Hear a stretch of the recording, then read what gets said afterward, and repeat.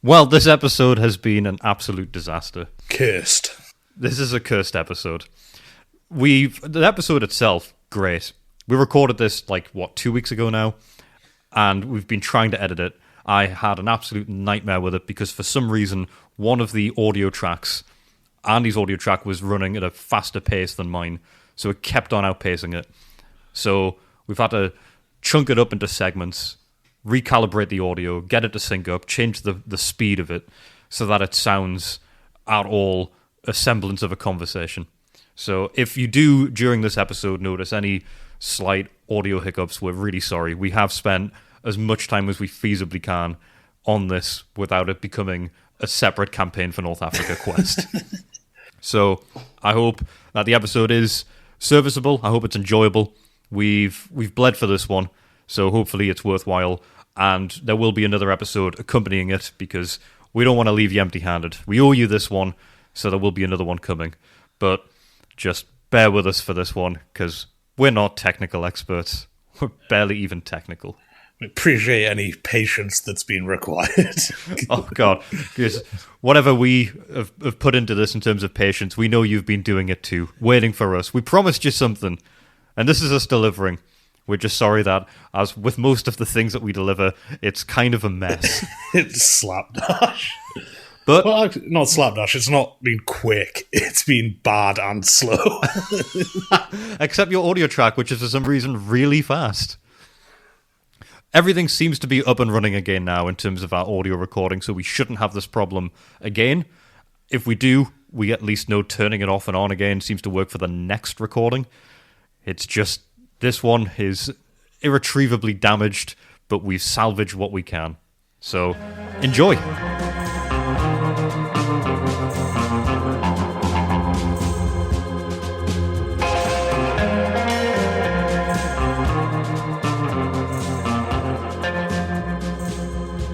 Hello, one and all. It's War with a Mate, with me, James. Me, Andy. That's everyone involved. That's the full cast list. In order of appearance. So I'd be first. I spoke first. You would, yes. And you'd be second. Yep. And that would be it. Celebrity on the Couch isn't going to be saying anything. Uncredited cameo. A bit like Susan Bones in the first Harry Potter film. Christopher Columbus's daughter, I believe it was, played Susan Bones. But since... Oh, yeah, I forgot the director was Christopher Columbus. But, yeah, that's a weird crossover. It's one of those names that is just... You don't really get many people like that where you have huge historical figures and they just happen to have the same name. Apart from Michael Jordan and Michael B. Jordan. That's the only time I can think of that. Yeah, but the B does a lot of heavy lifting. Yeah, you don't get like an Albert Einstein who is a TV presenter. Also, you know how the SAG thing is like you can only have one person with each name? Yeah. If Michael Jordan didn't do Space Jam, would Michael B. Jordan just be Michael Jordan? I don't know if he's in the Screen Actors Guild. I think you... On the back of that, you don't have to be in the Screen Actors Guild to be in films, do you? It's just I think maybe you do.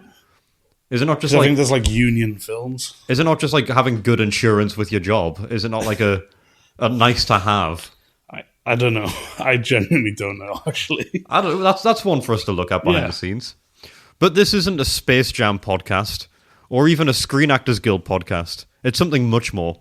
It's a podcast in which we both play the campaign for North Africa all the time until it ends. Until we end. Well, it's going to have to be that we expire because this game's going on forever.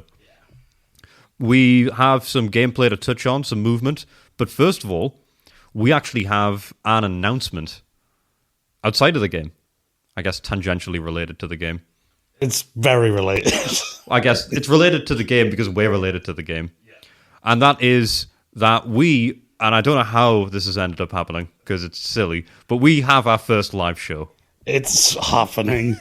We've waxed about it, we've joked about it. We have a live show.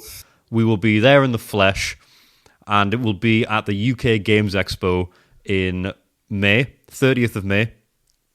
Birmingham, Saturday, middle of the expo. We'll be there, slap bang in the middle. I believe we're the main event. Don't do that. I'm already nervous. Everyone is going to be waiting, Andy. They're all going to be queuing up, standing outside. You've got a few months to get ready for this. This one really feels like someone's called our bluff. Like, we mentioned live shows, but it's like, well, yeah, that'll never happen. And no, it's happening. There's been a few milestones of this whole thing where it just feels like a silly, distant idea, but like people listening. Yeah. But unfortunately, fate has come a knocking. We will be there in the flesh. The only downside is we try to find we will be there. We try to find a way to play the game there. However, with it being an exposition, well, sort of an exhibition style event, we aren't able to play the game. So while we will be there doing a live episode of the podcast, we won't be playing the game.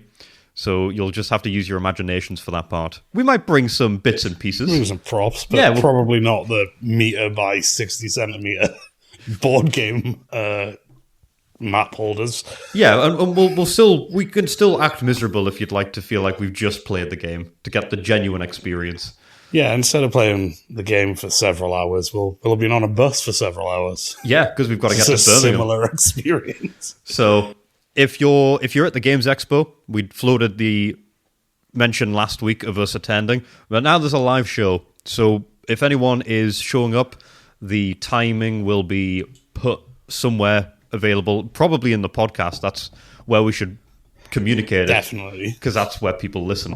Love for anyone to show up. Yeah, that would be great. So if you're going to the expo, or if you're on the fence, hey, now you've got a reason to.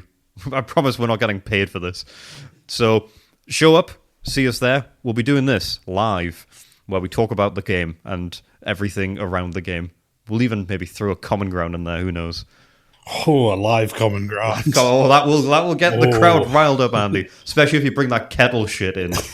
We can do a by show of hands who agrees. Oh, I like that. Get a vote on the common ground. Yeah. Okay. No, now we're cooking with gas. Maybe we both do a little one. Oh, we don't have enough time to be doing two common grounds. Especially, I feel like we're bad for tangents sometimes when there's not a whole lot of gameplay. See today. And I feel like if we go to a games expo and we spend the majority of the podcast talking about not the game, anything but the game, that's like the one time we can't do that, man. Yeah, we should probably dial that in. So watch the space. We'll get more details out as it comes, but we'll be there.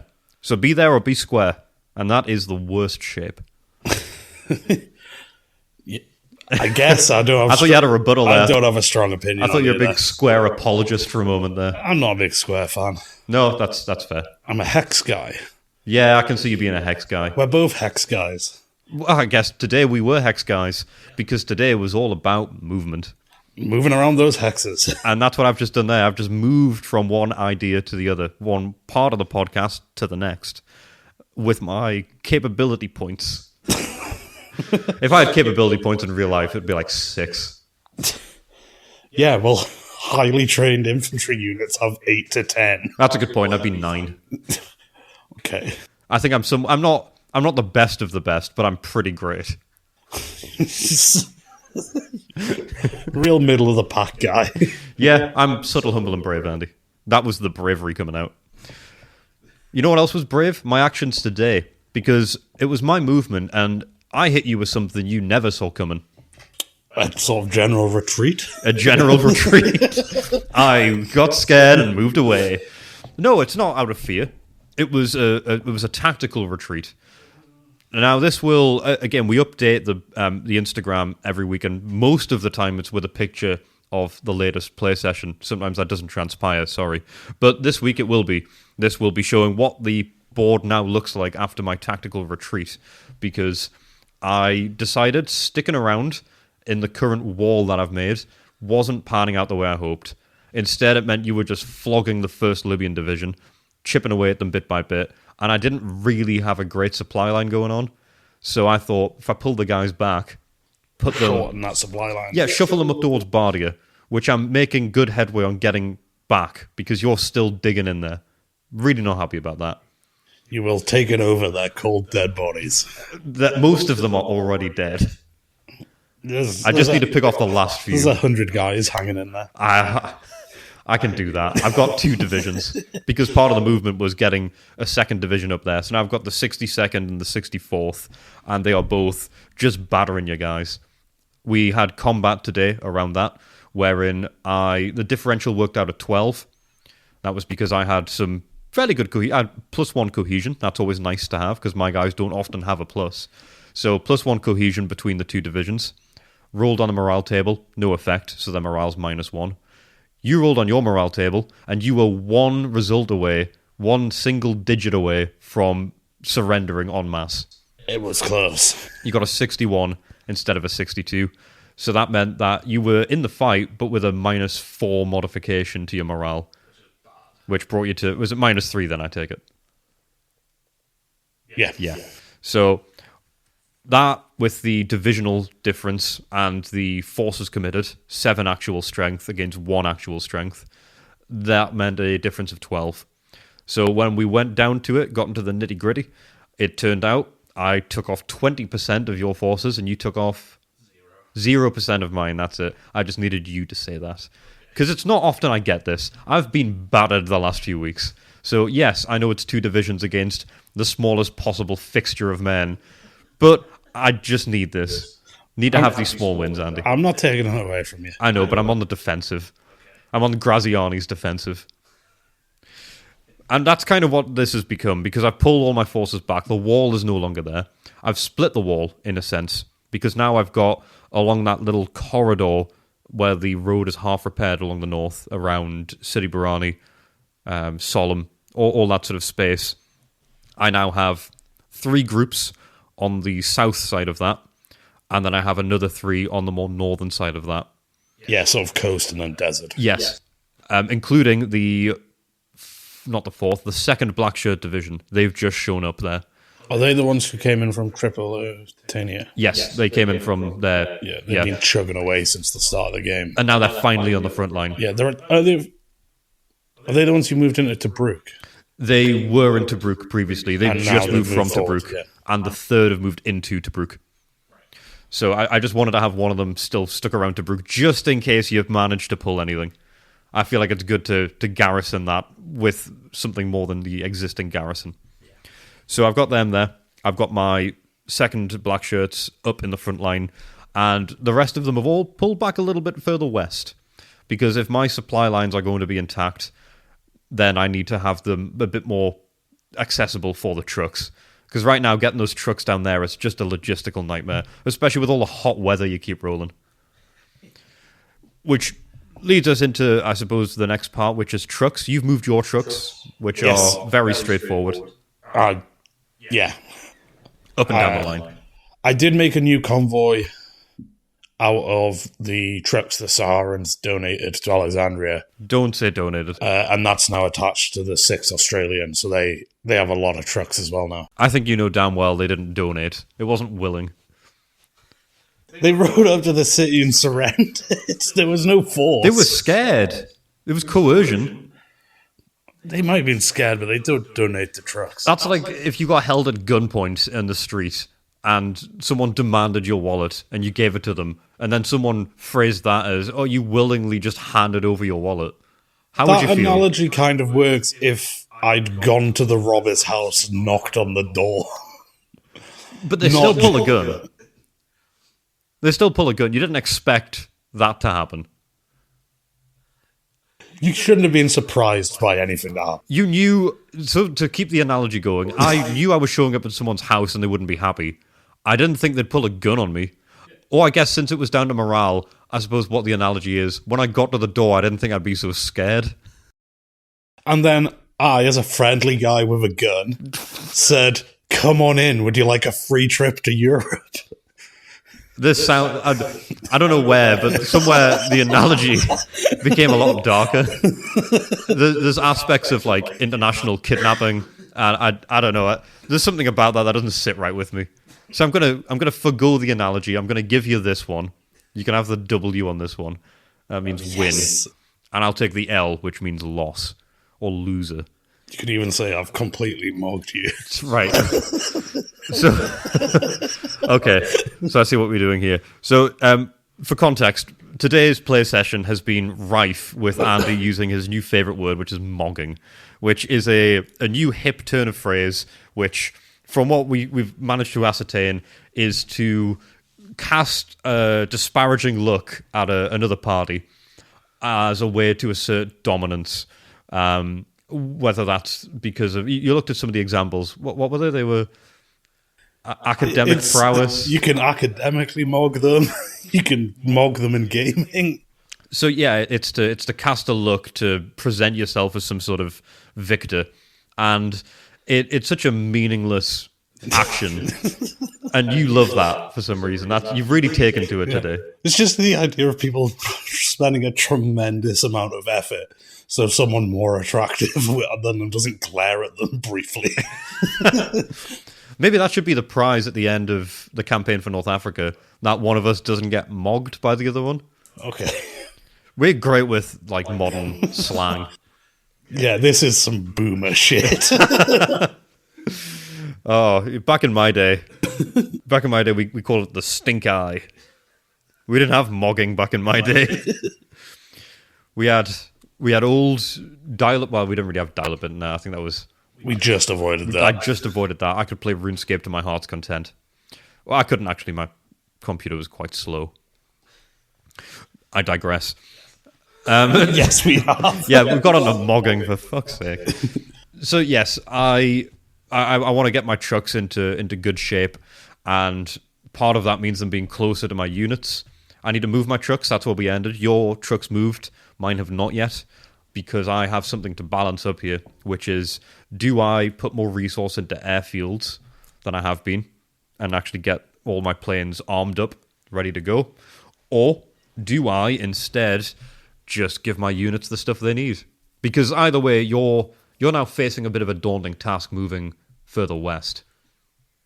Yeah. The situation it was before, it was like, oh, I can like break your divisions as they come in. And then once that's done, move. Yes, you could chip them away, whittle them down. But at the minute, it's if I move further, it's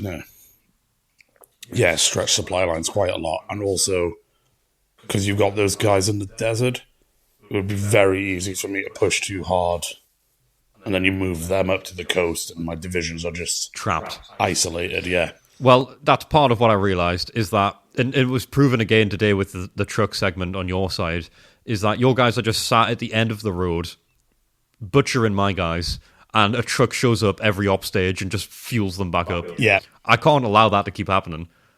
I know that they've got probably a steady amount of supplies already within their truck that are attached. Yes. But if I put you into a situation where your trucks have to start going off... Because my whole issue is, I thought that the trucks were going to get really damaged by my bombing of the road, and it hasn't played out the way I hoped. So now, I'll just use geography. I'll just get them off the road. Yeah. That's the way to do it. That is the way to do it, yes. It means I don't have to expend bombs and ammo. I'll let you come to me, and then your trucks come to you. That's the way to do it. You play the guitar on MTV. That's some dire straits. I'm in dire straits. You are. I've retreated, but I still feel like I'm in a lot of danger. It's an interesting one, choosing between your land units and your air units. Because I think your land units are probably more valuable, but your planes feel more... It's a smaller impact, but it feels more immediate. You're like, I've done the bombing mission. I've pinned the thing. I've damaged the road. Whereas it's a bit more nebulous with your ground forces. Yeah, and the benefit of being able to pin stuff with Air Force at the moment is really vital to how I'm going to navigate your movement further west. Because if I can start pinning you with bombs being dropped on you, it's really going to send your movement completely skew-if. Whereas if I have my guys equipped on the ground, it's all good and well, but it's only useful when you finally get to me. Because so you're leaning towards get your Air Force back up and supplied. I think so, because right now, if I'm supplying up my guys, it's all good and well, and I do need to do this at some point. But I'm clearly, because I've retreated, it goes without saying, I'm not coming to you. You're coming to me. That's going to weaken your supply line. It's going to compromise the structure of your little huddle that you've got going on. And it gives me plenty of opportunity to then flank you if I want to. So, realistically, I'm in a much better position this way. You can come to me. If I've got Air Force ready as well, and I can start pinning you, making you split your groups into smaller ones, or even just start strafing you. Yeah, because it looks like you've got your SGSU going to Magdalena, so you'll have a squad of airplanes next turn. Yes, fighters as well. And that's what you're still working out with your trucks of supplying that block on map B up at the coast with all your planes? Yes, because I've now got 2 more convoys in Tobruk that are split off from the black shirts. With the black shirts motorization. Yes. So I can have them run along further west, and they can start supplying the B zone airfields as well. So I've got to decide, do I want to do that and supply loads of those, or do I want to zip further down south and east and start filling up these units and supply dumps? That's where I'm at the moment. I'm torn between these choices. And I think, realistically, the boring answer is I'm probably going to hedge my bets and just send 1 convoy to each. Okay. So then I've got a bit of a trickle of supply going to my land units, and I've got more of an Air Force than I did. You could potentially, because it's op stage 1, store expenditure just happened, and it's for the turn. Yeah. You could spend op stage 1 and 2 getting your airfield sorted out, and then op stage 3 you supply run so they don't get hit with... Oh, hang on a minute. Why would I trust you? You're the enemy. I see what you're doing here. You're trying to give me bad advice. Okay. Thinly veiled under good advice. No. I won't be giving them any food now. I see through your lies, your deceit. Oh, drats. You've seen right through me. You thought you could get past me. Oh, I'm too fast for you, Andy. My men are going to starve. How's that for your plan? I feel like I was such a fool watching them starve. Is that you or me? Were you doing an imitation of me? Maybe. This is indeed the imitation game. I am an enigma. I am starving my men. That's my secret, Captain. My men have been hungry the whole game. They just run the Enigma machine the first time, and the message is just, "We're so hungry, please send food." I don't think we've cracked the code correctly. There must be an error. They wouldn't do this intentionally to their men. You want to bet? Turing? Come to my house, Turing. See what happens. That Turing test, also, just as another digression, not a good test, because it turns out pretty rudimentary AI can fool most people. I think humans are just bad at knowing what a human is. Well, bearing in mind, Andy, we got wrapped up in the idea of mogging earlier, and then you've got boomers on Facebook. I've got loads of posts that come up on my Facebook, and it's very clearly AI generated images of it's one of 2 things. It's either Marvel MCU film trailers that are fake, or it's very inflammatory political propaganda, which is also very clearly fake. And people are eating it up left, right, and center. My parents are fairly switched on. I've seen AI's fix where it's I think there's an age where there's just a thing in your brain, 50 plus or whatever it is. You just can't see AI. You know what? It's that noise that only young people can hear. The certain frequency. And people have those machines installed at their homes to drive youths away. Yeah. It's like that, but for elderly people. You get to a certain point, you can no longer distinguish reality from an animated picture. Excuse me, this is a very cool, hip, young bar. Can you look at this picture? Is it real or not? We're going to do real-life captures in bars to keep out the old guys. Yeah. Wow, that's the dystopia we live in now. Where you can't even tell if it's a real picture of Robert Downey Jr. or not. Or you can't tell if it's a real inflammatory piece of propaganda that clearly didn't happen.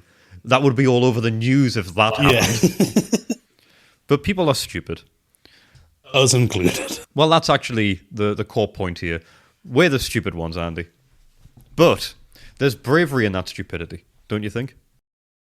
I mean, I kind of need to believe there is, otherwise this is that's even more of an indictment. Good, that's what I was hoping for as well.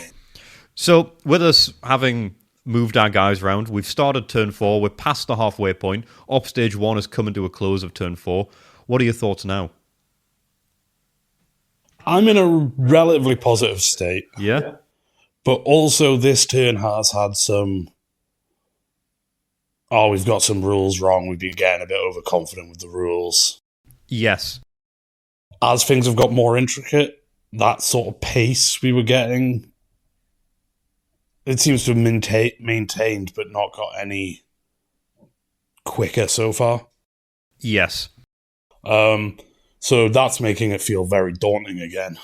Yeah, it does now feel like a big question mark. This overtime mode that we've entered into after a victory condition was hit, it does feel like the rules questions and the maneuvering of the game state, it does feel a lot like we almost got excited that we got to a win condition and then looked back at the board and realized, wow, things are a mess. Or at least that's how I feel. So now I'm trying to pick up the pieces. This retreat, I'm almost trying to reinvent the game state so that I can come into it with, these last 2 turns, 5 and 6. I want to be able to go into them feeling like I've got a united plan again. Whereas I feel like turn 4 is going to be me scrambling to try and figure out what my tactic actually is beyond lure you further in. I think we had some, end of turn 3 when we realised there were win conditions very close. We both had some, I guess you'd say, unsustainable. Yes. That don't set us up well for the main thing. Like, you moved a bunch of guys into a position you probably wouldn't. Yeah, and held them there as well. I chewed through ammo and also cohesion trying to get the first Libyans. Yes, that's a good point. Your cohesion took a hit. On that third turn, when I was trying to get the first Libyans off, the 7th went in with 10 cohesion, which is the max. Oh, yes. Attacked, used all their CPA. Attacked, used all their CPA. Attacked, used the cohesion, which is 5. They didn't retreat, so they didn't get it back. Attacked again. Oh, wow. So they went from 10 cohesion, which is actually winning 4 battles because you get 3 at a time. Yes. To 0. Wow. Which with how important morale is. Okay. Burning that kind of cohesion that actually to not achieve an objective is huge. Feels not. That was a big mistake.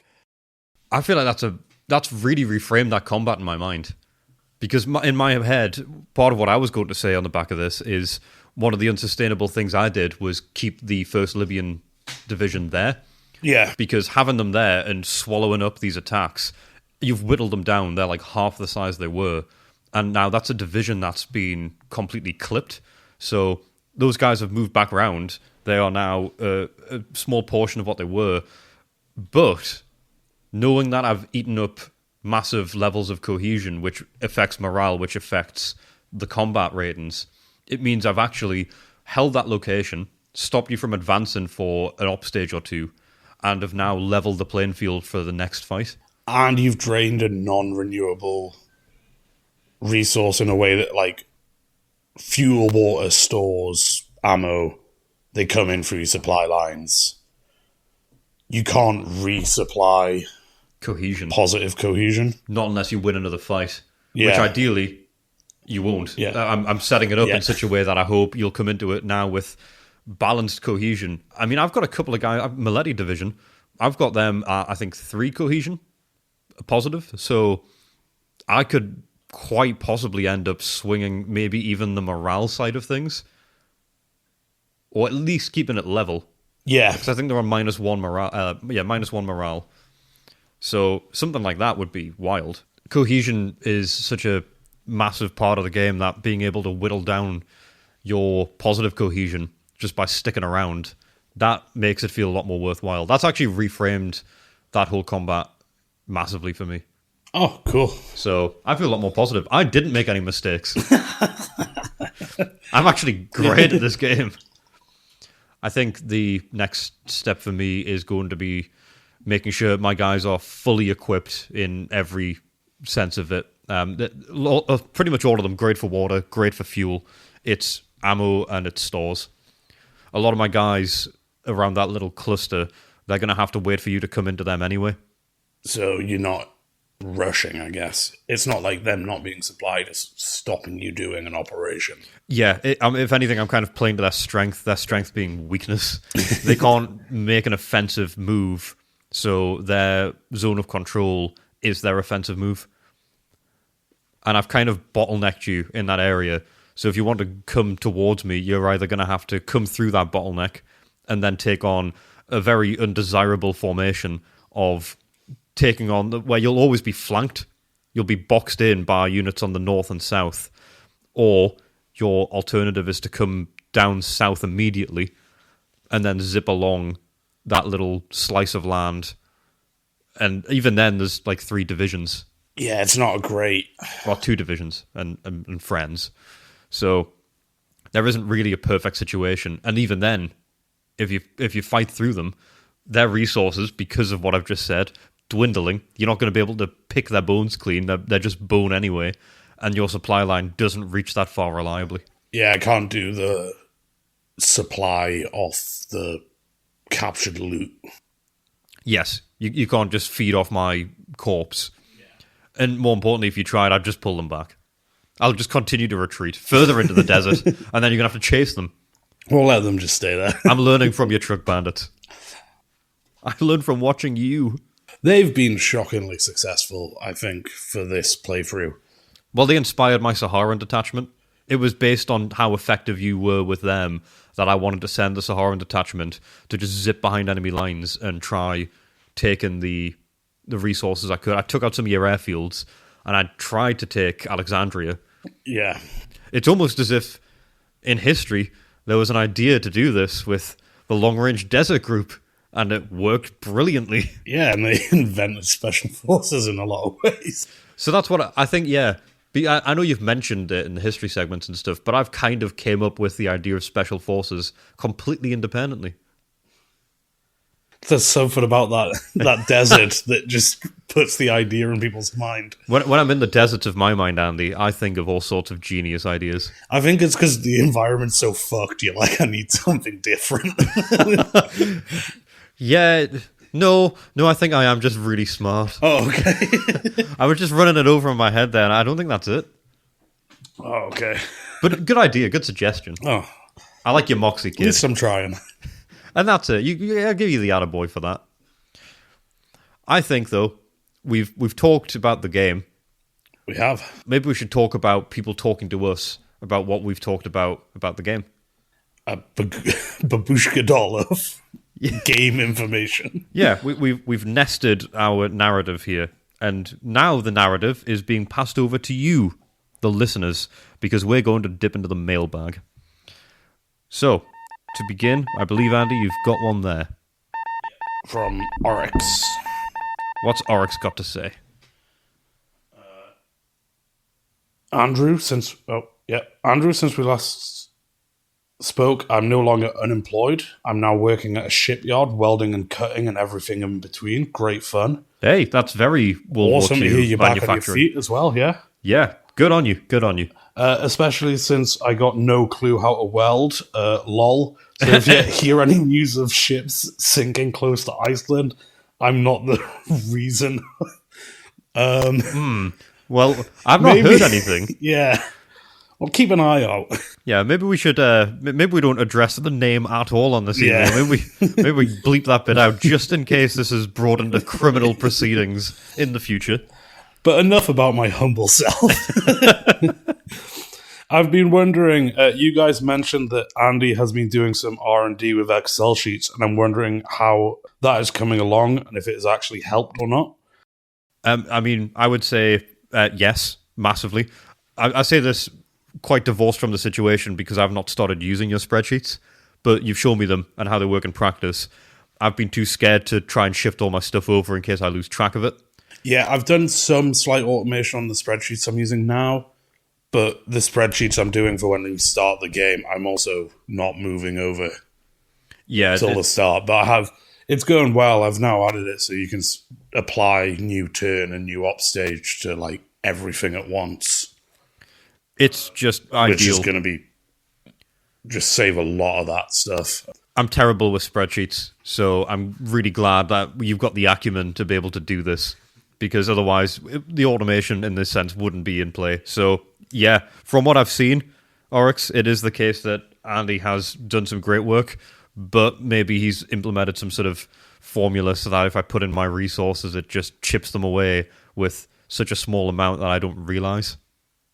I don't know how spreadsheets work. Maybe that's a function you can put on there if I'm Italian in the spreadsheet.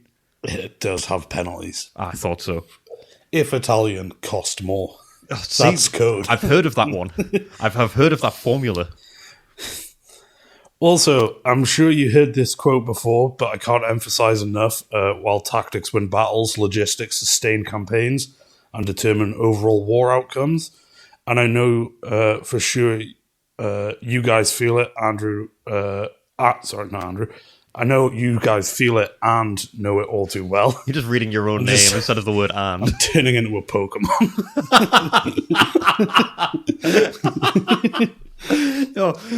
You're like a sleeper agent. You see the word and, you just fill in the blank. Are you some sort of like predictive text of your own name? Of a narcissist. Well, you know what? That quote, I wish someone told me that quote before we started playing.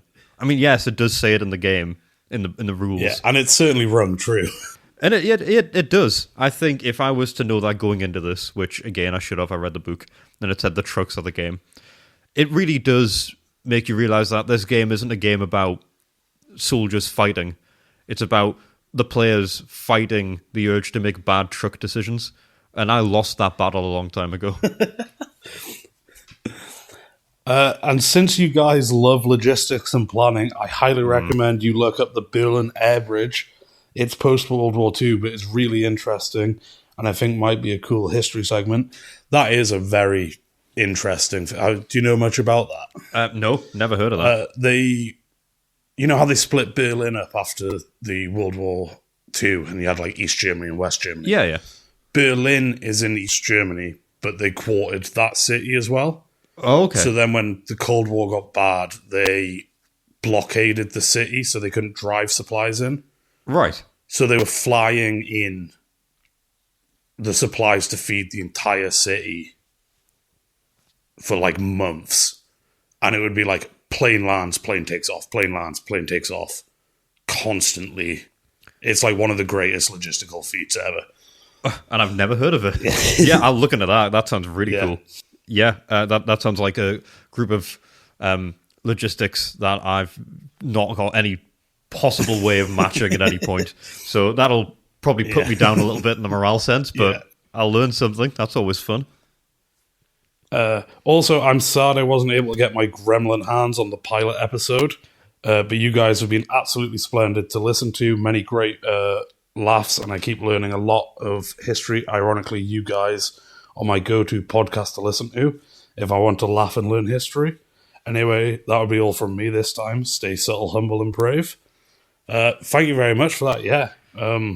Yeah, well, we're very glad that Andy's able to dish out some history. I learn a lot as well here, so I'm glad that it's not just me. And because my concern was everyone listening to this is going to be much, much better informed than us. To be fair, they are. Yeah. From every email we've received, everyone is better informed than we are. Yeah. But it is great that other people get to learn some stuff along the way instead of it just being James learns for 20 minutes every week. But you mentioned the pilot episode. I'm also sad that I can't get my gremlin hands on it because we don't know where that file went, original episode. We've lost that to the ether. It has to be somewhere. It was an offering to the cloud. That's the price you have to pay. If you want to put out the podcast, you have to occasionally sacrifice an episode. Yeah. So if we do ever find it, Oryx, we will send you it. Sort of a firstborn thing. The firstborn episode of your podcast. We hope we can find it one day. It's where Deserts of Your Mind came from. Yeah, that was first ep. That was in the unreleased very, very first recording where we had one microphone that we shared. And that's I can't even remember how that phrase came about, but I wish I could go back and find out. Yeah. But Yeah, that's awesome, Oryx, and thank you for getting in touch. And you've given me a little bit of learning. So a mini history segment, something I'll never shy away from. We have some more. There's a very brief one that came in around the same time as Oryx from Justin, so I'll quickly get through this one as well, which is from Justin saying, I'm only 15 episodes in, but with you lot consistently crying about not getting emails, here it is. I'm Justin from Canada. Love your pod, and honestly love how you are quickly going from completely uninitiated to actually starting to get into it. I'd offer myself up as a proxy general in case someone dies, but I don't really know how long I'll last myself. All the best, Justin. I think that's a very accurate description of completely uninitiated to after a year where starting to get it. I was actually really pegged how I feel we're doing. Yeah, that's a good point. I think, Justin, unfortunately, you may have seen that change from completely uninitiated, but we haven't got past the actually starting to get into it phase. So when you catch up to this and you realise that it's still the same, I'm sure you'll feel immense shame for us. And thank you in advance. I do like the trap we've left in the first episode where we didn't think about the fact people listen through podcasts when they find them. It's just get quite a lot of messages like you're begging for emails. Yeah, we did really front load the begging for that. Yeah. And then the commitment to read every single one. So we have a nice little indicator if someone started listening to us. Because, and again, it's wild that people binge it so much. So we get someone who says, I started yesterday, I'm now on episode 12. And then they'll say, well, you wanted an email, here it is. Yeah. So it's a nice, like, sort of a subscriber notification that comes with a message. Yeah. I'm now listening. Here's an email about the game. We have another email. This one's got a bit more meat to it, which is from Kate. The subject is question, World's Worst Board Game 2026 approaches. What does this mean for the campaign for North Africa, the Desert War 1940 to 1943? Well, let's find out. Hi, Andy and James. Congrats on reaching turn 4, and congrats, James, on the bueno. Thank you. I'm still... I'm not quite decided on which one I want, but I'm leaning towards dark chocolate. I've been listening since the start, and it's been incredibly satisfying hearing the news that you've beaten the demo. It gives me hope that you'll be able to beat the full game. Oh, I wish I was with you there, Kate. Andy, I'm wishing you the best, ultimately coming out on top in the second half of the demo game to balance the scales. Potentially the person with the best score at the end of the demo could get a packet of Walker's Ready Salted Crisps. Maybe McCoy's? What about Watsits? Well, I see what you've done there. You've picked out bad crisps. Watsit's great. Love a Watsit. Ready Salted Walker's. I think that would be to me what Huel is to Andy. You're not a fan of plain crisps. I used to love Ready Salted Crisps. I'm a very plain Jane when it comes to food. Like, I'm incredibly beige. Well, it's fried potato and salt, which are your, like, of your 5 food groups, that's 2 of them. Yeah, yeah, salt and potato. Then I've got chicken. I've got pizza as its own food group. And then I have... Beer. Beer, yeah. I guess beer's the only liquid. And then miscellaneous snack, where I tend to get a bit more exotic. So...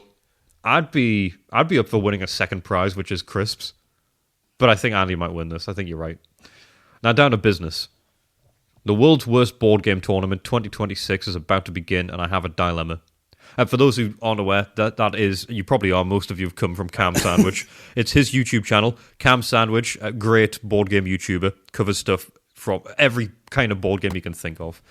He has an annual board game tournament for the worst board game. And that's where we had him on last year.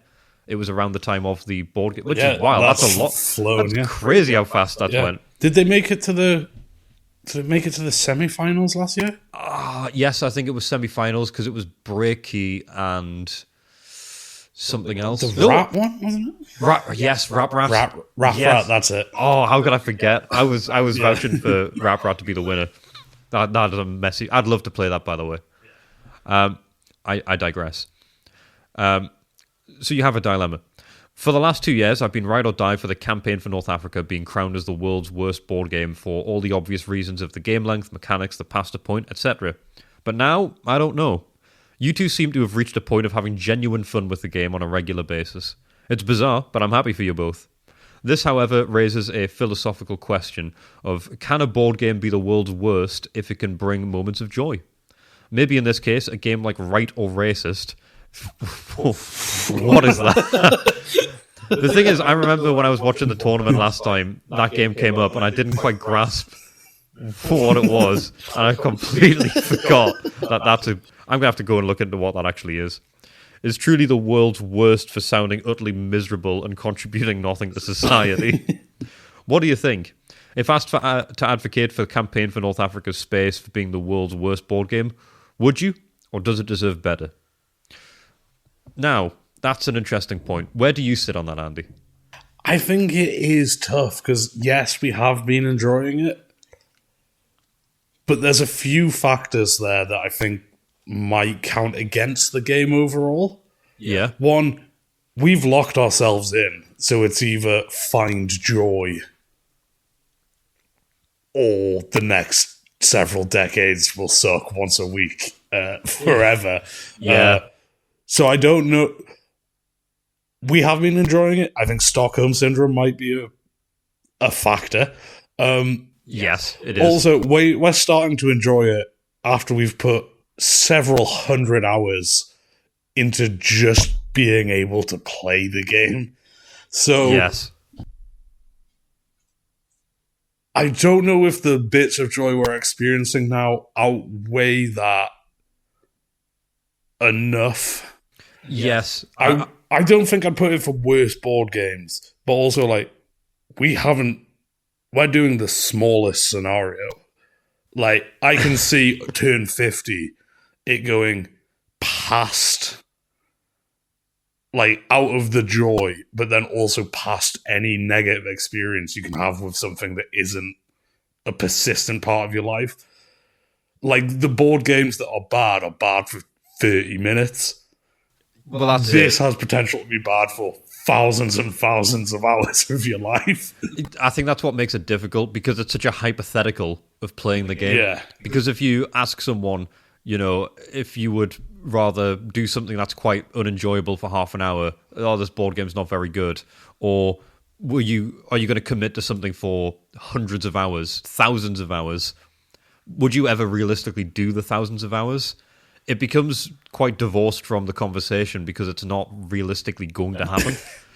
It's sort of like, would you rather fight a dog or a dragon? Yeah. It's like, well, you're not really going to find a dragon, are you? So it becomes a different kind of... It's very hypothetical. And I think another factor of all this, while we can outline our experience, check out the podcast. I think because of that, and this being the game we play D&D, we play some of the board games occasionally. Shout out Arkham Horror. But I think we're more expert witnesses than we are the jury. I don't think we're allowed to testify to guilt of this board game because we don't have enough breadth of experience. We're too connected to the game, and also, the board games we played, we've mentioned Pandemic, which we didn't have a great time with. Yes. Carcassonne, which is just amazing. Love Carcassonne. Ticket to Ride was okay. We played that like once. Arkham Horror is amazing. Love Arkham Horror. And then I think it's this. Yes, and D&D. Yeah, we don't really play other board games frequently enough, or wide enough range that I think we're allowed to make a judgment. We can tell you what you want to know about Escape this. the Dark Sector is fantastic. Yes. If you want to play a co-op game that isn't going to take like 10 hours, hours in the same way that Arkham Horror does, Escape the Dark Sector and Escape the Dark Castle. Yes. Both brilliant. Great games. Art style's awesome. Love that sort of dark fantasy, industrial for the space one. Lets you sort of make a narrative as you go through of like whose character's doing well, who's not, who's getting consistently like just falling down holes or whatever it is. Like, and that's a game with a challenge. Yeah. So Escape the Dark Sector, Escape the Dark Castle. Check those out. But it won't be in the worst game tournament because they're great. That's the thing. We play fun games apart from this one. Yeah. We don't play bad ones. We should we'll have a look at should we have a look at the semi-final of Cam's bracket this year? and see about trying some of them out? Oh, I think we should. I think it's sort of our duty at this point to tackle some of the bad ones. Yeah. Because if we can stomach this, We can at stomach least the other play our ones. game Of something that's going to be like half. I want to play Rap Rat. I want to play Rap Rat. So I think that's our view on it, Kate. We maybe aren't the best ones to speak about it in terms of making the decision. But I'd say not the worst compared to some of the other things I've seen. Yes. Like you mentioned, sounding utterly miserable and contributing nothing to society. We were looking at the Ghettopoly a few weeks ago. That doesn't just add nothing to society. It actively makes... It detracts. Like, that's a harmful thing someone's put into the universe in the form of a board game. Yeah. Like, it's when you were bad reading out, and shouldn't exist. You were reading out some of the cards and stuff in that, and it's just... It's clearly trying to be controversial. Just the, like, racist, edgy humor, but it's just... That's a bad thing. I'd say that's worse than Campaign for North Africa. 100%. Yes. Well, I guess that's it. It's part of the intent as well. Yeah. I think maybe games like that, you kind of have to exclude to it. I don't know what Cam's criteria is when it comes to that, actually. But are they too... They're just distasteful. It's not even really a board game. It's like a shock stunt. Yeah, it's like those video games where they're like... What was that one where it's like modeled after like a mass shooting, stuff like that? Postal or Hatred, maybe? Yeah, and it's like this... You've made this game to make either a statement if you think you're being artsy, or just to be inflammatory if you think you're being funny when you've got weird, edgy... stuff like that doesn't fit into a category. Yeah. So...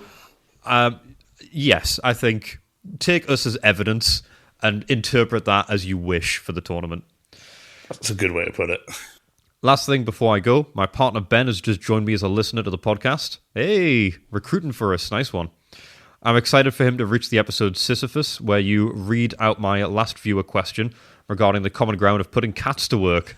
That's an oldie but a goldie. Oh, yeah. That one still stands out in my Hall of Fame. I really appreciate that in your darkest hour, where you both had to amend for past mistakes and process the emotions. I got a good chuckle from you both, as Andy had to clarify he is not pro-evicting pets, and you in fact had a history of smuggling your own pets and concealing them from intrusive landlords. Inspirational. Anywho, can you give Ben a hello, if you don't mind as much, as a little reward for catching up on 60-plus episodes? Much appreciated. Stay subtle, humble, and brave, Kate. Well, Kate and Ben... Thank you. A lovely couples activity. Yep. Listening to War with a Mate. Nice candlelit dinner. Glass of Rhine. Glass of Rhine. Yeah, someone's got the camembert and they've not taken the skin off. Oh, I've done that before. I ate eating the rind from camembert. Oh. And I thought I didn't like cheese in that style for a while. Well, of course. It's kind of like saying I don't like oranges because I ate the skin. Yes. But thank you both. Yeah, hey Ben, thanks for getting a 60. Well done. Yeah, if you're here now, you're on 64. So nice one, Ben. You'll have heard all of. You've probably maybe switched off by now. I don't know that love is enough to keep someone listening to something like this. But there is no bond stronger than the listeners of War with a Mate and the people in War with a Mate. So thank you for sending in anything you want. The email address, if you'd like to join in with such an endeavour, is info@warwithamate.co.uk. The website is warwithamate.co.uk. And the Instagram is just warwithamate. And you can message us in any of those three ways. Or if you find a secret fourth way, by all means, please don't, because that's a personal contact method. Well, I meant more sort of like carrier pigeon or smoke signal. Oh, okay, yeah. Don't send us mail to our actual homes. That will be quite scary. Yeah. There's no prize for finding out our personal details and doing that. Also, you can't send someone a message or a messenger pigeon. They only go home. So it means they're here. Someone's in your managed house. to train a pigeon to think of my house as home. Which is much scarier than someone just being like, I know where you live. It's, I know where you live. And I've trained a bird since infancy to return here without you noticing. I want to tweak my answer slightly. If someone can do that with a pigeon for Andy's house, I'll give you anything. Don't do that. We have very smart, resourceful listeners. Yeah, that's why I think it might really happen. Shit. Oh, well, send anything you want. We'll read absolutely everything. We've got quite a big backlog. We're trying to work through it in order, but occasionally we'll pick something Bounce a around. bit more relevant, such as the board game tournament one today. That one feels topical. We had to get in there before Cam starts announcing the brackets. Yes. We need to see what's going on. We're topical. We're up to date with modern affairs, Andy. Better yet, we're up to date with past affairs. We are. And some of our listeners politically maybe laissez-fairs. Ooh.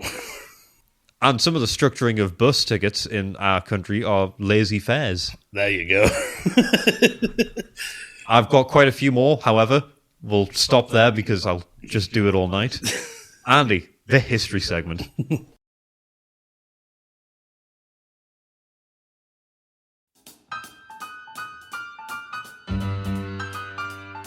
The men of the long-range desert patrols were quite a sight on their return to Cairo from a month's trip to the contrast between the east and west of the Nile is very marked. In the east, the country... At this point, I gave little thought to my future, but had always been interested in boats in the sea.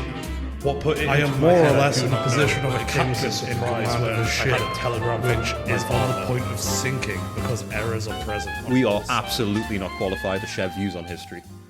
So, Andy, when and where in history are we today? We're in 1935 in Ethiopia.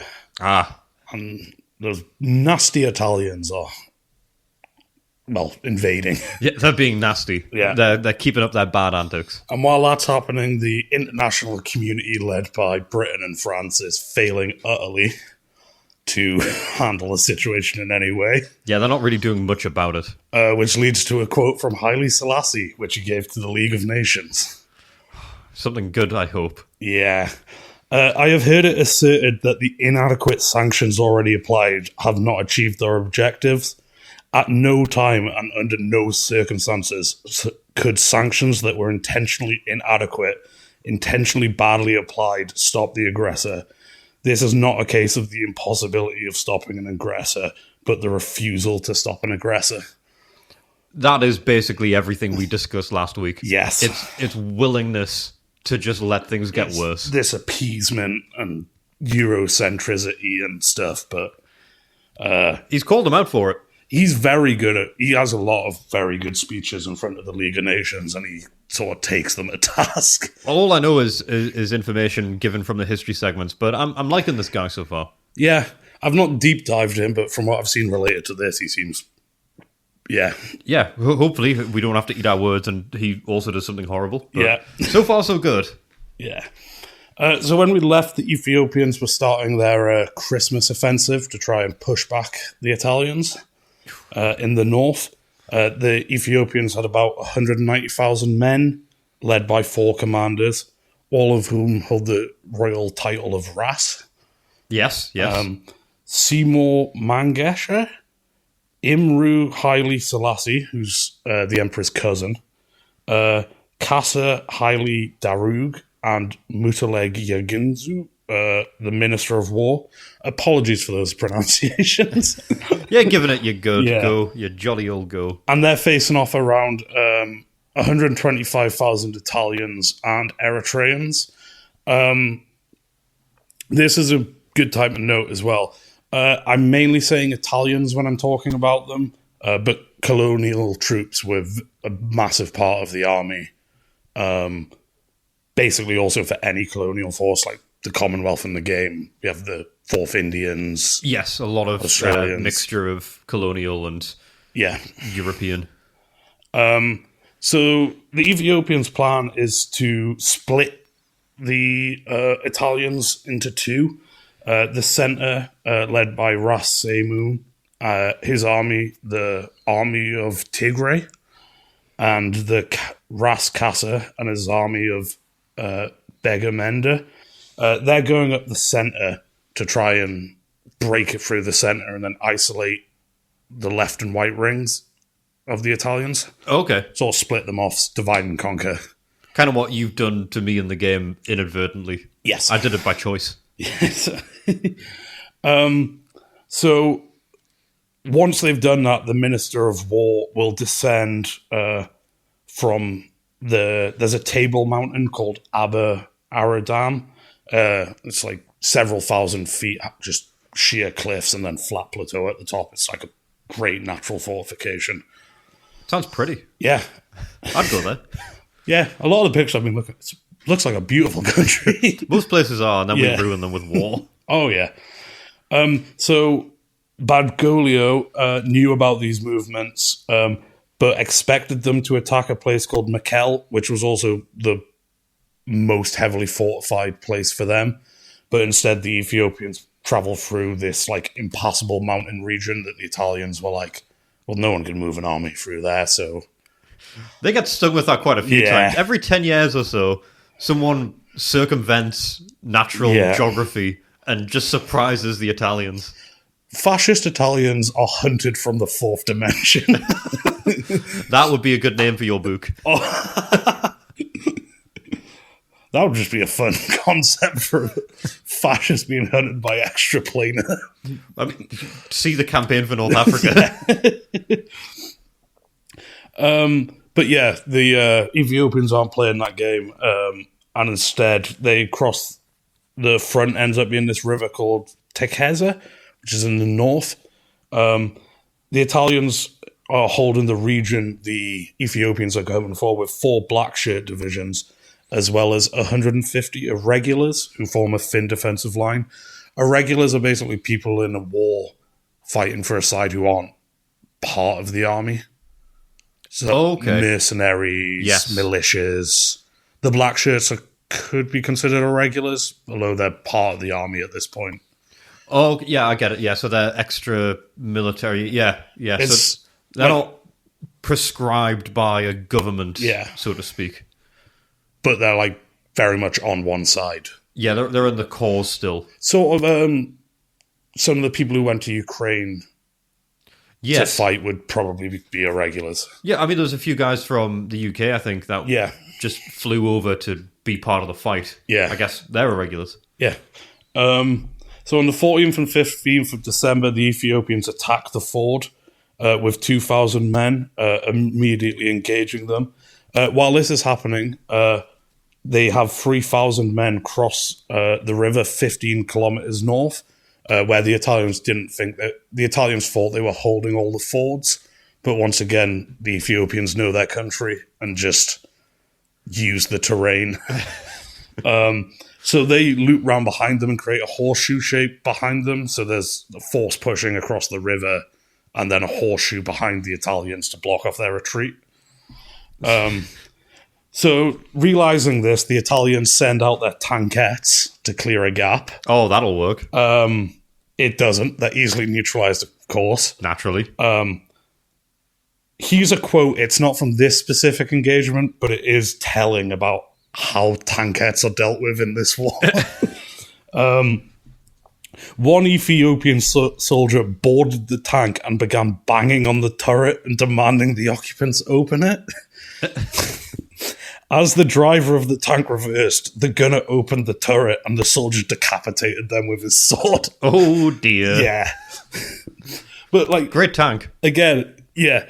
The Ethiopians have 500,000 men and 400,000 rifles. These tankettes are being beaten by people with melee weapons. That's a factor down from tank. Like, tank shouldn't have to worry about a guy with a sword. In fact, I think that might be the cut-off between tankette and tank is if a guy with a sword is concerning, you aren't in a tank. That's the criteria for it to be a tankette. So the Italian colonial forces and the irregulars had to fight hand-to-hand in order to retreat. But by evening, the Italian forces had managed fighting to retreat to a town called Seleka, which is garrisoned by an entire division. The Grand Sasso Division. Do you know if that's one you...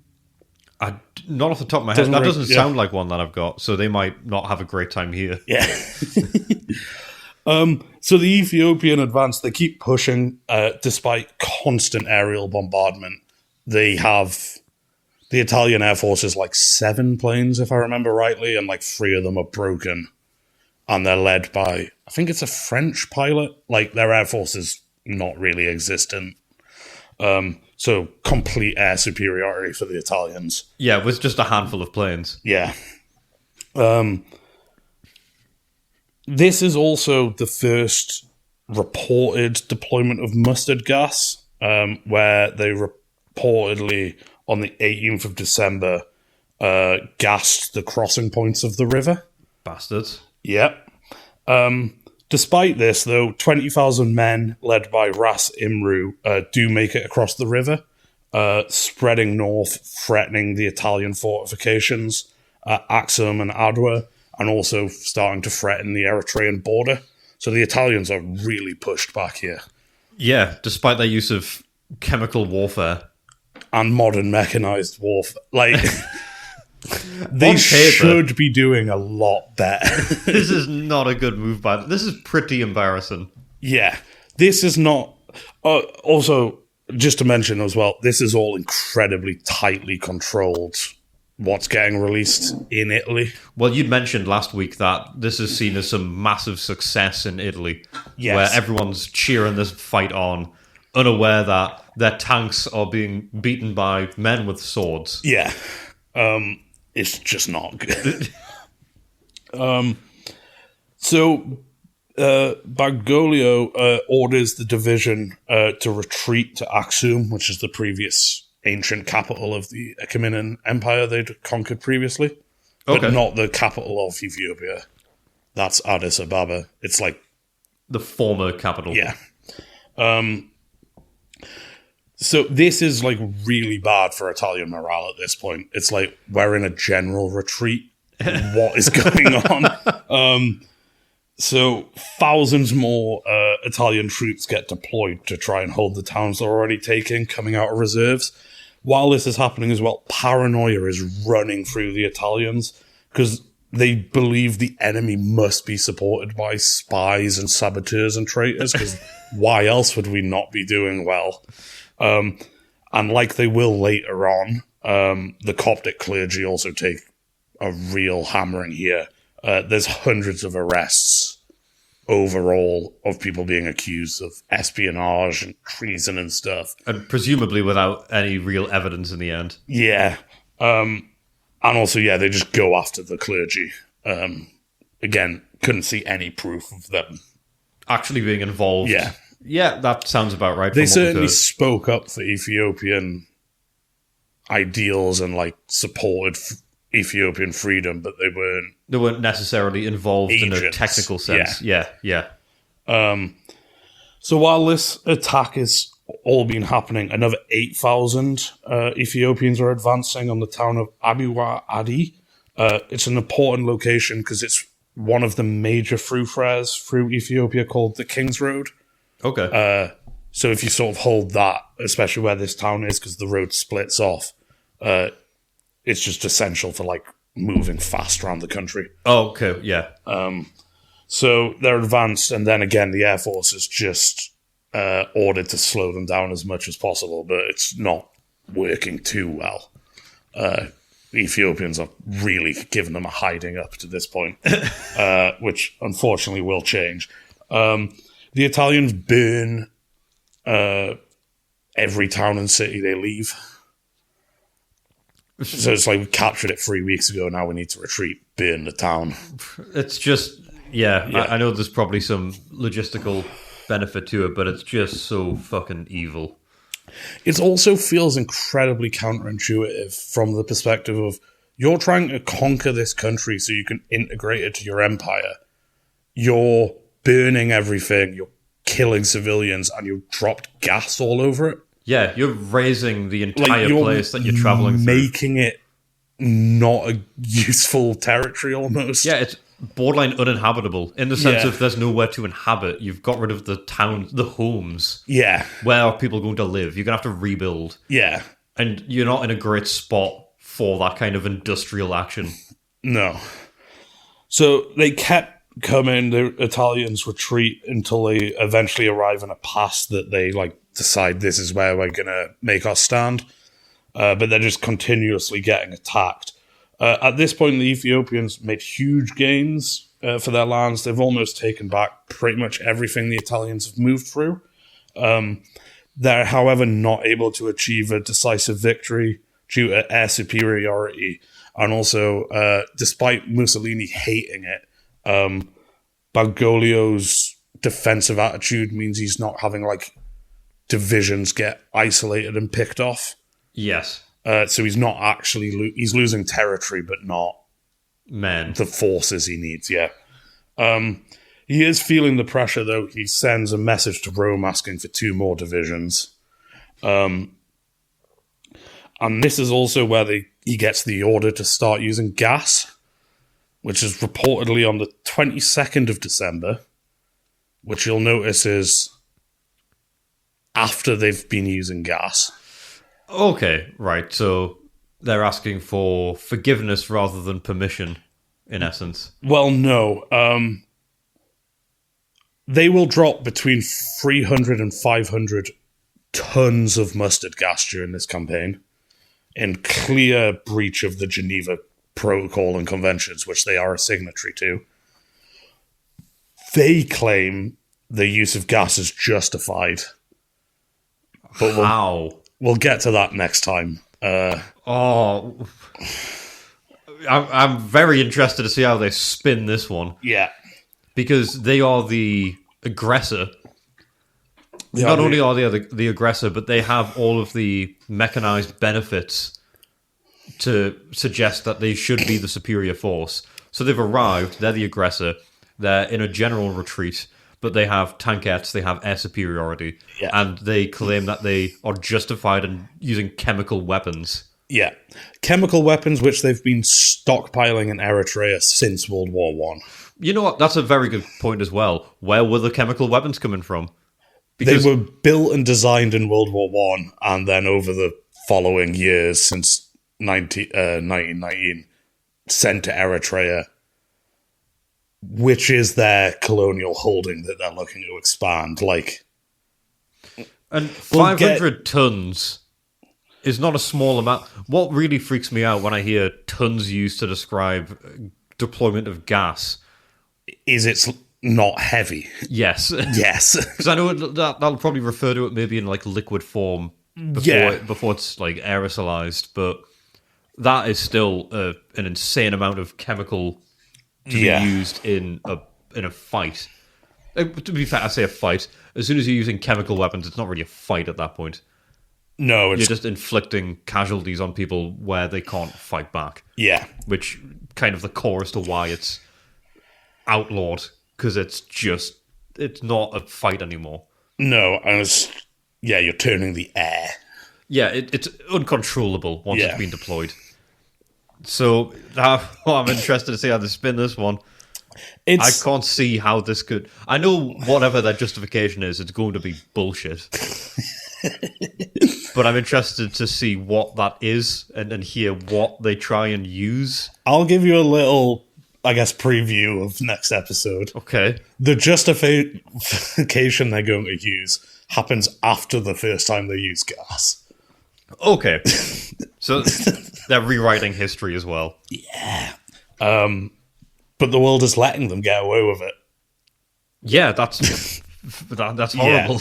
That's horrible news. Yes. That we were, I guess, we as part of the nations involved just permitted this by not intervening. And I reckon if they had, from my readings, you might not have got World War II in the same way you did, because you would have had a functional League of Nations.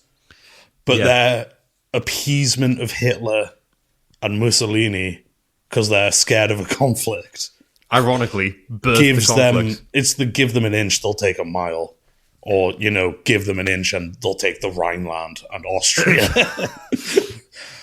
Oh, wow, this is eerie, because you did mention at the start of this history segment that you're covering that this did lead as a domino effect, in a sense, to World War II.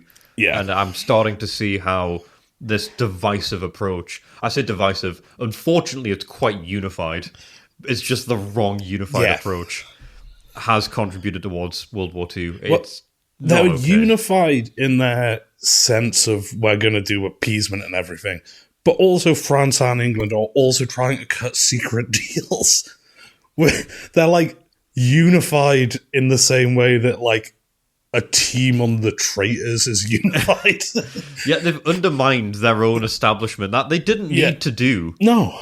They chose to do this, and it was with a clear idea behind it. And it wasn't also, it wouldn't be justified at all, but it wasn't like, oh, this is members of the league doing something to a non-league nation.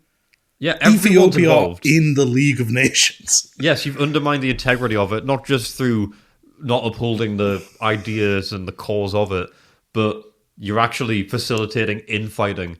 And then while that's going on, you're not punishing anyone, and you're also infighting in secret with your own team who aren't helping the rest of them. Yeah.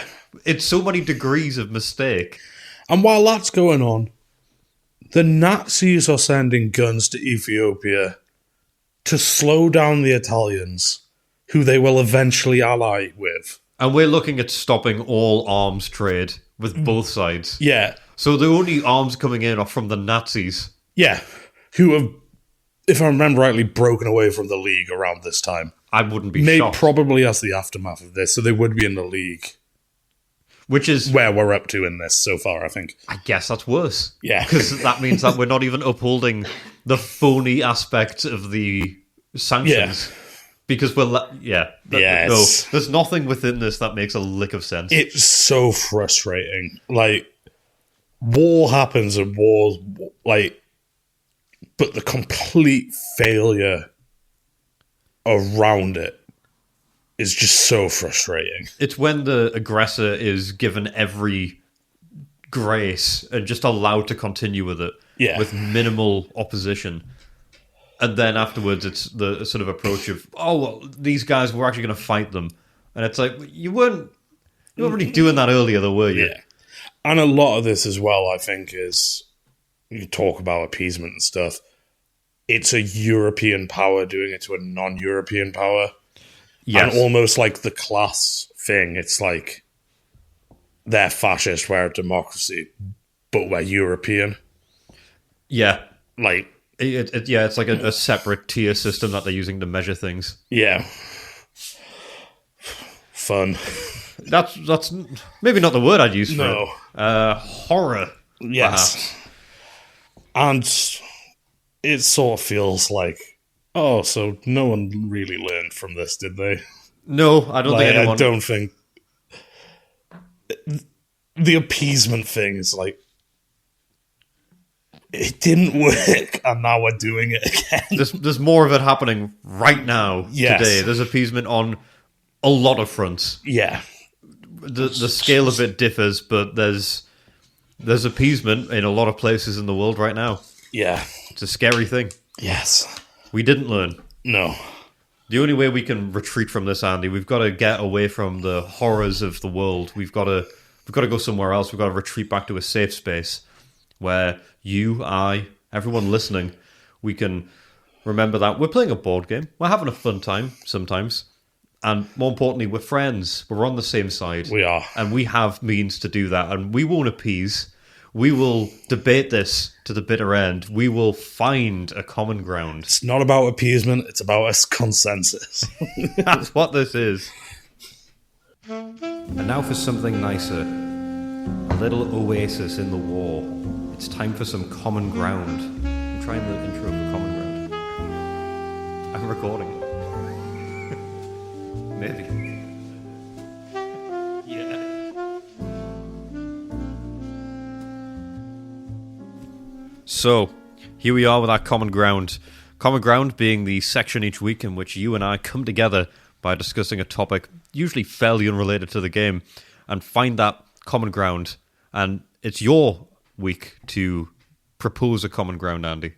Yes, and I've got potentially a bit of a two-parter. Okay, that's interesting. I'll hit you with part one. Let's hear it. Okay, topic sentences. We need to split up some of the words for big concepts. Okay. I'll give you an example of what I'm thinking about. Yeah. The word love in English seems to have encompassed like a lot like too broad a range of stuff. Yeah. It's like incredibly intense, and also like I love Pringles. Yeah, but I mean that when I say it. Yeah, The spicy ones, anyway. yeah. But I like the Greeks didn't have Yes. one word. They had like Eros. eros is sexual passion, physical love. Philia, which is just friendship. Yes. I like that way of like break it up so people can be more like precise. No, I like that. I think that is an idea. So we've got an example there of love. Yes. And having the breakdowns for that. So presumably you maybe have another concept that doesn't have words so far. Yes, I want to do it for the opposite. Because I also think hate has the same problem love has as a word. Yeah. Like, I hate prawn cocktail Pringles. You've used the same word to describe, like, someone who killed your most loved person with, like, that guy on Love Island's annoying. Andy, you've... Oh, my God. Right, so I love you right now. Okay. And that's because I have this... I don't know if I've mentioned this to you before, and you've either consciously or subconsciously picked this topic. Something that really ground my gears was in... When I was in school, and teachers, I feel like going back, teachers are the things that stand out as being the real perpetrators of this issue, is when, say, a kid, I'm going to use myself as an example because it would always be me, forgot their homework. Yeah. Or didn't do their homework, rather, and then lied and said they forgot. And then the sort of words thrown around were like disgusting, despicable, abhorrent. Yeah, it's like immediately goes to 11. You've watered down these words so incredibly that now what are you going to use to describe people who commit horrible crimes? Yes. Is it the same word? Because that is what the disgusted, like... And some of these people were English teachers, by the way. Yeah. People who, words, really kind of that bread and butter. But I don't think it's them. I think it's an English language problem to a certain extent. I think so, and maybe you've hit the nail on the head that we don't have enough intensity scale for the words. Yeah. So I had some options for versions of hate that need some new words. Well, you've got examples. I did come up with a couple, yeah. One type of hatred that needs a new word. A public figure you will never meet whose actions also don't affect your life. Okay. Sort of like the celebrity guest on our sofa. Celebrity guests, people on reality shows, or like, oh, I hate when that person's on this comedy panel show or whatever. Yeah. Yeah, no, I've got a few immediately that spring to mind. Hate feels overly strong, but I do think you need a word for that. And I thought distaste, but it doesn't get it across. It feels like there is a word lacking. Yeah. Another one, hatred for people you will never meet whose actions are directly affecting your life. So I guess in this case, like a politician. Politician, foreign warlord, like, yeah, anyone who's sort of billionaires. Yes. That kind of... And I think you want a differentiation because you want to be like, one is harmful, one isn't. Yeah. No, that's good. Do you have words? Have you come up with examples? I didn't come up with the words. You're no wordsmith, eh? No, I'll hand that over to the linguists. I'm just going to give them a brief. I think this is good stuff. I like this because I don't like when words are completely stripped of their meaning, especially when people mean it earnestly. I don't mind if people are being hyperbolic. Because I think you get a lot of fun from that. Yeah. You can have some really wacky times by using a word that's far too intense for what you're talking about. That's where a lot of comedy comes from. It's exaggeration. But if someone's being sincere, I sort of start to lose respect for them. I used to be like that, but I've just kind of, like, literally used to annoy me. And now I've just accepted, no, that's different. It's just changed. That one did annoy me. It doesn't as much now because I've kind of become like blind to it. It's just so frequent. The meaning of the word has actually changed enough. It's now an intensifier, not. But yeah. The new one that took its place is physically. Yes. Where people refer to stuff like I physically cannot handle Yeah, it's whatever. But I hear people use that. It's usually in a professional setting. I'll hear people interact with like clients, customers, anything, and it'll be a case of, but I physically can't do that. And it's like, no, you've used that wrong. You can physically do that. You can do the thing that someone's wanting you to do. You can't because of a process or a policy. So you can physically do it. You've used the word in actually the antithesis of what it is. In the same way people use literally to mean figuratively. Yeah. So that word, I think, is that's my new literally, because I don't like that word being used that way. And again, this is I like to think in a lot of ways I'm very open-minded and I'm very accepting of all sorts of different ways for people to live their lives without infringing on personal liberties. Yeah. But for some reason, I don't apply that to words. Like, you can live such a breadth of life and I won't care at all. Yeah. But then when you start using words in ways that slightly irk me, I really start to dislike that person. And that's such a big flaw. That should not inform my opinion of someone. And I'm well aware of that. Again, I'm coming back to, I think it's a bit a language problem. It is. And a bit of a vocab problem. This would fix my problem completely, because this way, there is the issue, of course, of redefining language and introducing whole new swathes of words. But we're not worried about logistics and common ground. No, absolutely not. And what it does fix is like a minor gripe for me. So that's really important. Yeah. So if we have to rejig all of the English language and it saves me some minor inconvenience and prejudice towards people using words wrong, I think that's a net positive. Or we just we'll figure out the actual words for the various things and we'll just start adding them in. And we'll encourage people to use them correctly. Yeah. Do you have anything else you think falls in hate where hate's to? I think having a good time with something. Like enjoying something. Like the scale of that. Sort of, that was really good. Oh, I had a really good day. I hated doing that. So like a hatred of an activity. Sort of, but for enjoyment. So the scale of, I had a great time, I had a fantastic time. Oh, sorry, you're not talking about different types of hate. You want to add more. Oh, sorry, yes. Yeah, different concept, sorry. Oh, other things you want to differentiate out. Yeah. Yes, enjoyment would be a good one. Enjoyment, you kind of have like, I liked it, it was fine, it was quite good.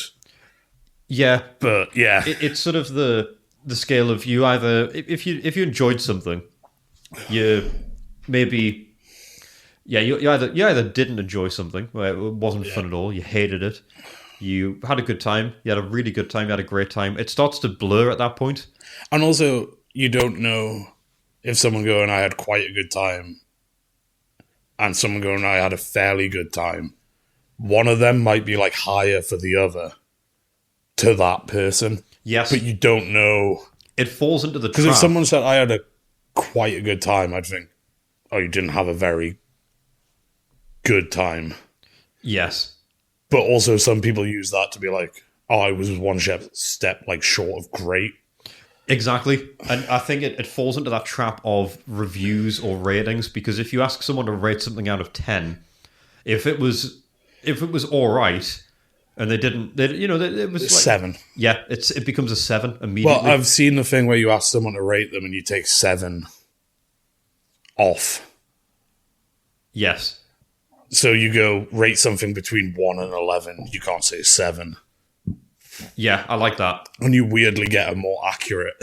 Yeah, I think that, and it's sort of like if you get a 1 to 5 rating, people will say 4 if it's all right. Yeah. And it's like, well, really, it should be 3 if it was all right. I think language has fallen into the same trap. So an example I'll use, I at work over the last week, I was sending a message to someone, and I found what I think is one of my most enjoyable bits I've ever done. I just had a really fun time, and I wanted to find a way to measure it because it felt in the moment like it was the funniest thing I've ever done. And it was, I'll let you know what it was, Andy. I think you might enjoy this. I can't remember how the conversation started, but I was sending someone at work a message, and then somewhere along the line, I started to send them messages as if they were my Google search engine, and I was really into Garfield. Oh. So I started sending stuff, and why does Garfield like lasagna? But it was something like best way to watch Garfield, Garfield online free video. Is Garfield based on a real cat? Garfield's scary video. That's a good bit. How to get rid of Garfield virus on computer. How to get rid of Garfield virus on computer iPhone. And I was sat there, and the person I was sending it to was sort of like, oh, that's quite funny. And I was there with like tears in my eyes at how funny I thought I was. And that is one of those perfect jokes for like your mate would be cracking up and everyone else being like, what are you doing? It was so good. And then I was putting stuff in like like Garfield birthday party. Garfield birthday party near me. Just there's something about the small specific changes. It's you're honing in on something. Yeah. It's not I'm getting it's close not to a what I stray thought. You're on a quest. Garfield Grandad Coffin.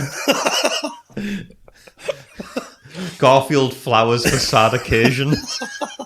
Just putting them in these little categories where someone's had something that there's an event they need to sort out, and it's Garfield related, and they're not quite sure. You can paint the picture. Yeah. So it's so good. It's so funny. It's so. I've genuinely not seen you have this much fun in a while. It's so fucking good. I'm so proud of it. I just think it's the funniest thing I've ever done. And the thing is, I know it's short lived. Like I know this, I can't keep this bit going forever. No, it's not. You don't want to be the Garfield search guy. Because also then people know what you're doing. It's funny because people are like, what's going on? And I enjoy that because someone else didn't really get it. So in this instance, I want a way to describe an enjoyment that has the intensity, but it's short lived. Yeah. So we've got two scales. So it could be like Euphoria, but again, that's the thing. I think everything's been like shrunk in intensity. Like all the bad words have gone from, if we're using the 1 to 10 scale, everything's gone sort of 2 to 0 and 9 to 10. Yeah, you can't use anything. It's, this is awful. Yeah. And it's like, well, no, it's just a minor inconvenience. And I think it's because people are bored of words like bad or this isn't very good. And it doesn't sound like you're expressing yourself. If you give someone a new word and go, this is specifically for this, what we do need to do is we need to factor in the adjustment of that where people will... They'll over time, they'll start to use the dislike of a public figure to describe, or the dislike of the public figure who affects your life. They'll use it to describe the public figure who doesn't. Exactly. That kind of... But we'll keep an eye on that. We will. And I think that's a very good common ground. And I'll say it at that. It's very good. Okay. And that's a good way to describe it. Yes. Because it's not... Because we don't have a better word. We don't. It's not the best thing ever. And it's definitely not a bad one. It's good. In fact, it's very good. It's not just a good common ground. It's a very good one, Andy. You should be proud of that. Thank you very much. And I think we have 3 words that we know very well and we use them very aptly when it comes to these episodes, Andy. And those words don't need to be redefined because they're perfect the way they are. They are. I love you. Oh. That was one of the ones we need to redefine. Oh God. It should be I feel it. What were you going to say? Stay subtle, humble, and brave. Oh yeah, that one. In the deserts of your minds. Farewell and good night.